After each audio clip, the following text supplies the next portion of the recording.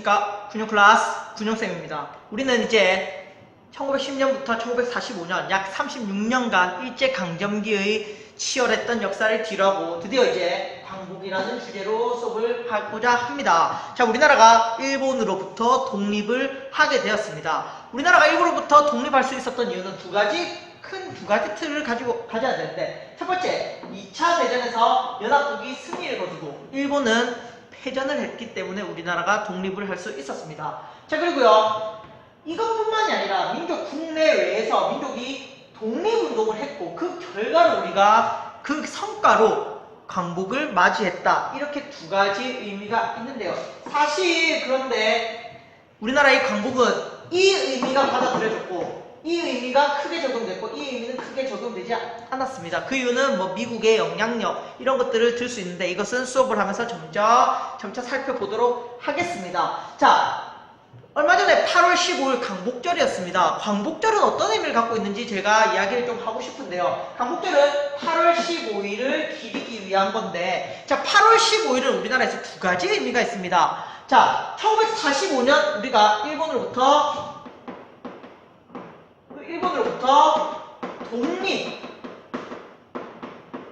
독립을 한 날을 우리가 광복절이라 부르느냐, 그것만의 의미를 가지는 것은 아닙니다. 1945년 8월 15일은 광복절로서 일본으로부터 독립한 날이 맞지만 1948년 8월 15일도 간과할 수 없는 거죠. 1948년 8월 15일은 우리나라가 정부 수립을 한 겁니다. 정부 수립을 한 날입니다. 자, 그런데요, 광복절은요, 이 두 가지 의미가 모두 포함이 되어 있습니다.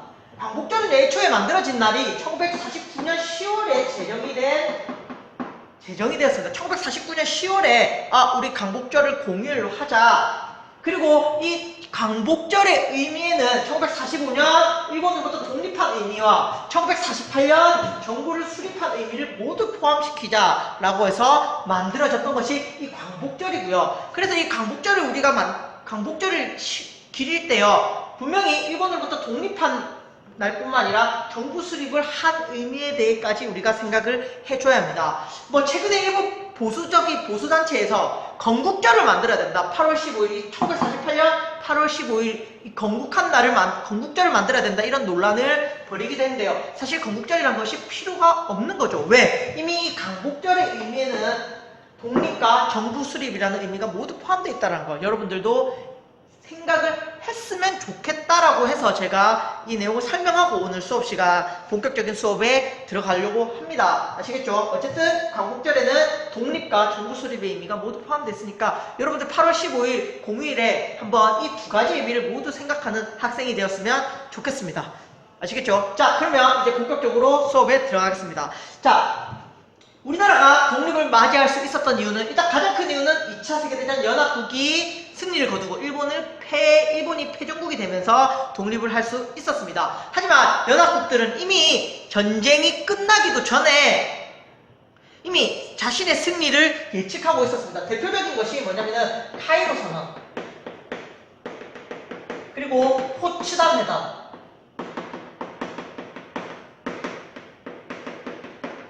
이 카이로 선언, 포츠담 회담을 통해서 이미 전쟁이 끝난 뒤에 전후 세계를 어떻게 조직해야 될 것인가, 전후 질서를 어떻게 재편해야 될 것인가를 논의하고 있었습니다. 전쟁이 어떻게 끝날지도 모르는 시점에서 이미 미국을 중심으로 해서 전쟁을 승리할 것으로 점쳤다라는 거죠. 어쨌든 이들은 이 카이로 선언과 포츠담 회담에서 일본의 식민지였던 우리나라의 독립을 약속을 했습니다. 아시겠죠? 조선의 독립을 약속을 했습니다. 만약에 이제 우리나라가 승리를 한다면, 연합국이 승리를 한다면 일본의 식민지였던 조선도 독립을 할 것이다. 이렇게 약속을 했다는 거죠. 카이로 선언, 포츠담을 하면서 조선의 독립을 약속을 했고요. 그리고요, 2차 대전에서 연합국이 승리를 거두면서 당연히 이 약속대로 일본은 우리나라에서 물러나게 되고, 우리나라도 독립을 하게 되었습니다. 하지만 우리가 이 독립을, 우리나라의 독립을 미국 때문에, 연합국 때문에 했다라고 해서는 안 됩니다.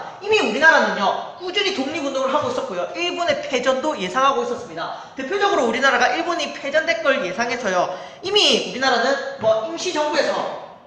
임시정부는요, 건국강령이라는 것을 만들어서 우리나라 독립을 준비했습니다. 자, 뿐만 아니라 조선 독립동맹, 김두봉이 만들었죠. 지난 시간에 배웠죠. 독립동맹에서도 이 마찬가지로 건국강령이라는 것을 만들어서 우리나라가 독립되면 이렇게 강령을 중심으로 해서 새로운 나라를 만들어야 된다는 것을 준비를 하고 있었고요. 자, 그 다음에 국내에서는요, 건국동맹이라는 것이 만들어졌습니다. 저번에 얘기했죠. 여운형에 의해서. 이 건국동맹은요, 일본이 패망하고, 자, 이제 떠날 무렵에, 조선에서 떠날 무렵에 이제 건국준비위원회라는 것을 만들어서요, 이제 일본으로부터의 독립을 준비했습니다. 건국준비위원회. 실제로 일본 총독도 여운형이라는 사람을 불렀다고 해요. 자, 우리는 패전할 것이다. 우리 이제 갈 건데, 우리 이제 조선을 떠나야 되는데, 여운형에게 뭐 부탁을 했다고 해요. 자, 너희가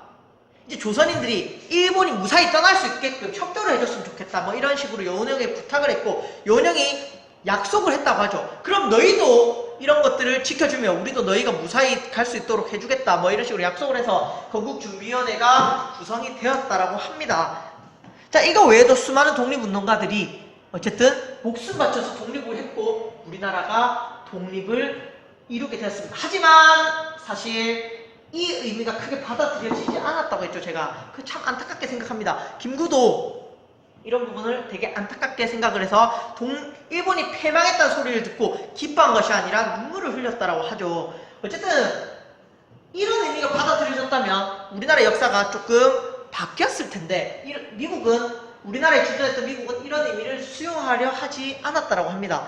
자, 2차 세계대전에서 연합국 승리를 거두는 과정을 우리가 살펴봐야 되는데, 어떻게 과정을 거뒀느냐. 일단은 미국이 일본과 태평양 전쟁을 통해서 전쟁을 수행합니다. 그 과정에서 일본이 처음에는 전세를 유리하게 이끌었습니다. 태평양 전쟁에서 미국은 일본에게 패배할까 두려워했다라고 해요. 일본이 그만큼 악랄하고 치밀하게 미국을 공략을 했다라고 합니다. 이때 사실 태평양 일대가 일본으로 거의 다 넘어갔어요.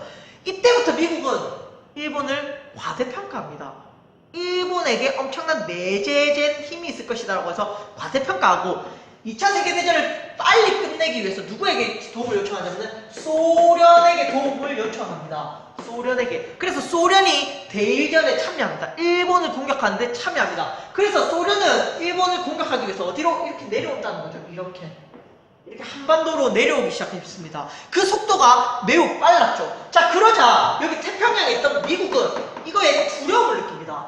미국은 자칫하다가 소련이 내려오면 한반도 일대와 일본이 모두 공산화될 위기에 빠진다. 공산주의 국가가 될 위험에 빠진다라는 생각에 미국은 성급하게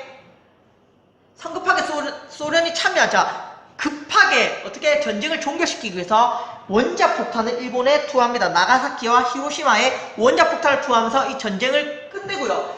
그리고 미국이 이렇게 들어오게 됩니다. 자, 우리나라에 미국과 소련이 들어오게 된 거죠. 아시겠죠? 우리나라에 미국과 소련이 들어오게 되면서 우리나라는요, 광복을 맞이하고 독립을 맞이했는데요, 결국 우리나라에 다시 일본이 아니라 미군과 소련군이 주둔하게 되는 이런 결과가 초래했고요. 당연히 미국과 소련은 자기 중심적인, 자기 나라의 우호적인 정부를 만들려고 했겠죠. 아시겠죠? 그러면서 사회는 혼란스럽게 되고 여기에 자연스럽게 38도선이 그어지게 되고 뭐 이런 결과가 초래하게 되었다라는 겁니다. 자, 그러면 미군정은 어떤 정치를 했는지, 소련은 어떤 정치를 했는지, 뭐 이런 것들 우리가 뭐 자세히 살펴보고 싶지만 일단은 오늘은 여기까지 하겠고요. 어쨌든 우리나라에 미국과 소련이 들어오면서 다시 나라는 혼란에 빠지게 되었다. 자, 그 다음 이제 그 혼란스러운 정세는 어떻게 전개될지 살펴보겠습니다. 물론 이 독립운동을 하던, 해외에서 독립운동을 하던 수많은 단체들도 이렇게 들어옵니다. 이렇게 들어왔는데 이들은 독립운동 단체 자격으로 들어온 것이 아니라 개인 자격으로 들어오게 했다고 해요, 미국이. 왜? 이들 단체들의 활동을 인정하지 않겠다는 의도가 반영됐겠죠. 어쨌든 이렇게 되면서 우리나라의 독립운동의 그 노력은 사실 크게 받아들여지지 않고 결국은 미국과 소련 중심의 이제 역사 전개가 흘러가게 된다라는 부분, 오늘 여기까지 할 텐데요. 자, 그러면 다음 시간에 어떤 식으로 우리나라 역사가 전개될지 한번 살펴볼 수 있도록 하겠습니다. 자, 오늘 여기까지 하겠습니다. 감사합니다.